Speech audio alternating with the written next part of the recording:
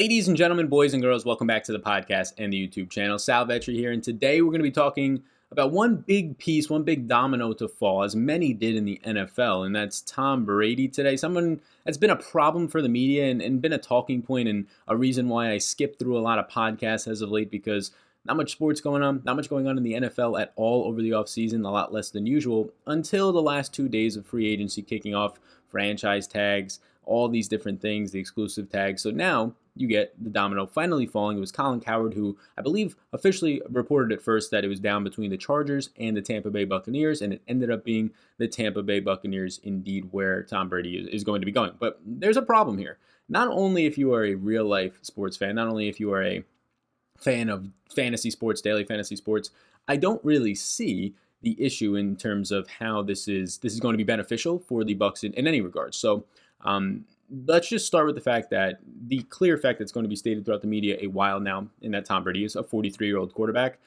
He's 42 right now, will be 43 once the season starts. And you have Jameis Winston entering what you can call the prime of his career, coming off his 30 for 30 touchdown, 30 interception year at 26 years old. But there's a lot of underlying stats, not only the fact that you can say it's a win now mindset for Tampa Bay, but I want to be a little bit clear here.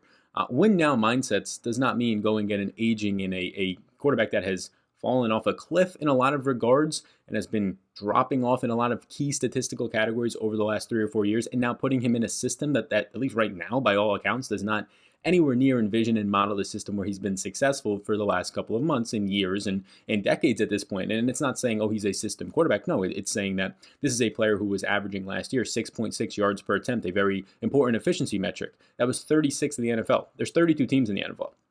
So he was 36 in the NFL in that regard. 6.6 yards per attempt. That number has dropped the last 4 years. He's become a lot less effective and efficient the last 4 years. That does not measure your overall offense that you're playing in. That measures you specifically as a quarterback and your efficiency metrics.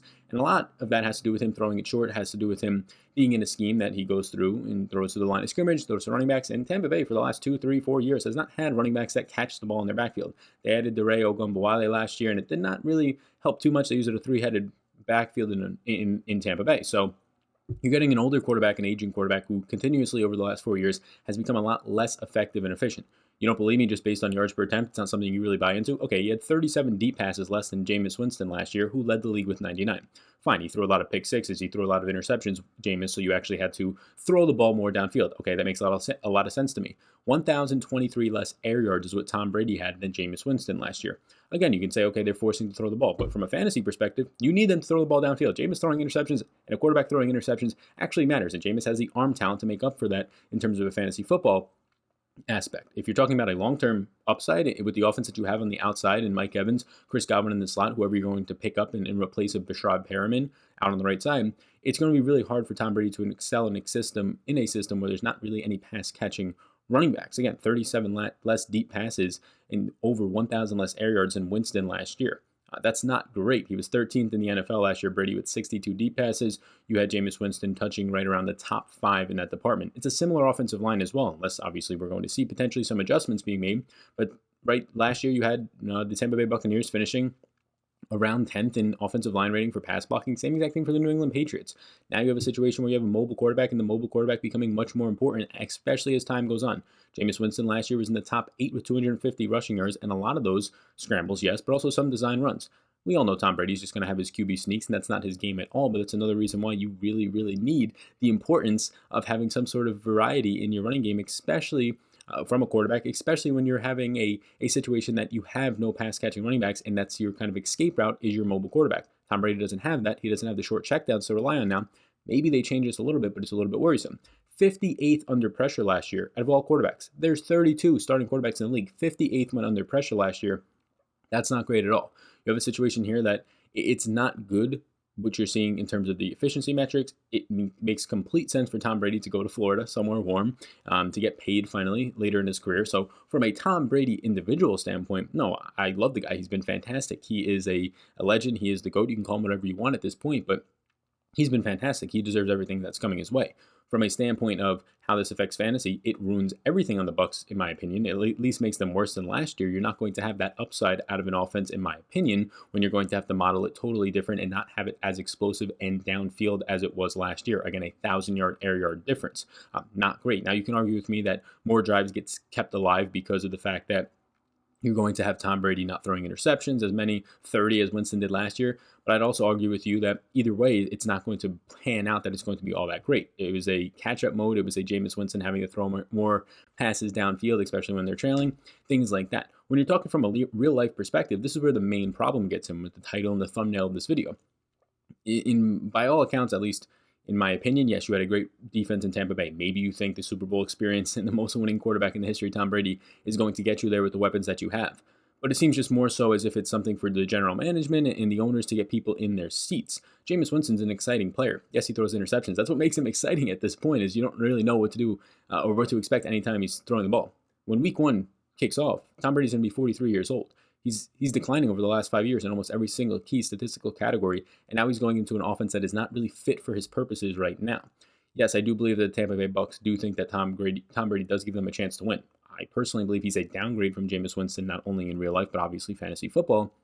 It's a situation that I think this is a problem. I think that whoever landed Tom Brady this year, whether it was going to be Oakland, whether it was going to be the Chargers over in there, they actually have upside to try and get to the playoffs, in my opinion, with the players that they have, signing Eckler, all that stuff, big moves, offensive line upgrades, things like that. But for at least the Tampa Bay Buccaneers, this seems more like a put fans in the seats type of upgrade than anything else in a division that is going to be difficult to compete in. So it's a situation that I think there is a problem here. And I guess the overarching problem is that this was a downgrade for the Tampa Bay Buccaneers. And if you disagree with me, you can let me know. I mean, just based on the upside of Jameis long-term, based on the upside of Jameis next year compared to 43-year-old Tom Brady, give me 26-year-old Jameis Winston. Yes, coming off of a 30-interception year. And we do have a long track record of guys who throw a lot of interceptions just out of college. And when they're young, they usually can't shake that off.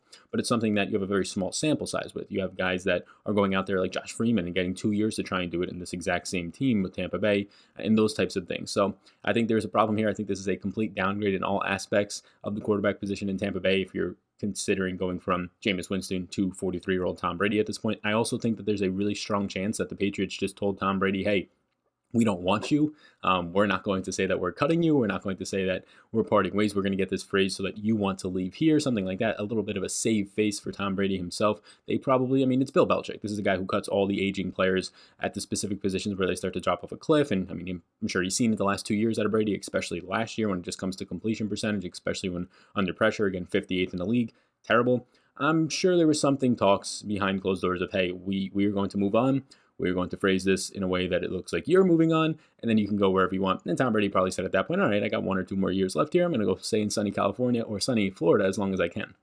So it seems to be something of a little bit of a save face here. I'm happy for Brady to get paid.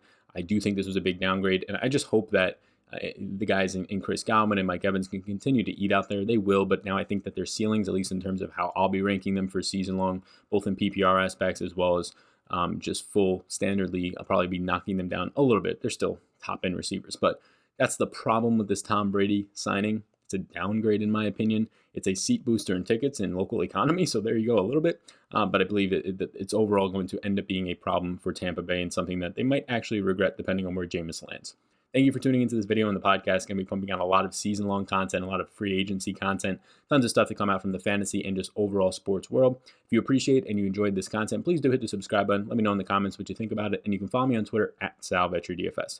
Thank you, everybody. I appreciate you tuning into this one, and peace out, gang. Have a great rest of your day, and I'll see you in the next one. Thanks for tuning in, and I hope you enjoyed that video. Above my head, if you're not already subscribed to this channel, I do ask you if you can please hit that subscribe button. It helps me out a good amount to reach more people. You can also follow me on Twitter. That's over there. Right in the corner is my at SalVetryDFS Twitter. And then above, you'll find my Patreon link. You can click on that if you want more exclusive content for me, or a video is going to pop up, so why don't you check that one out as well. I think it's going to be beneficial for you.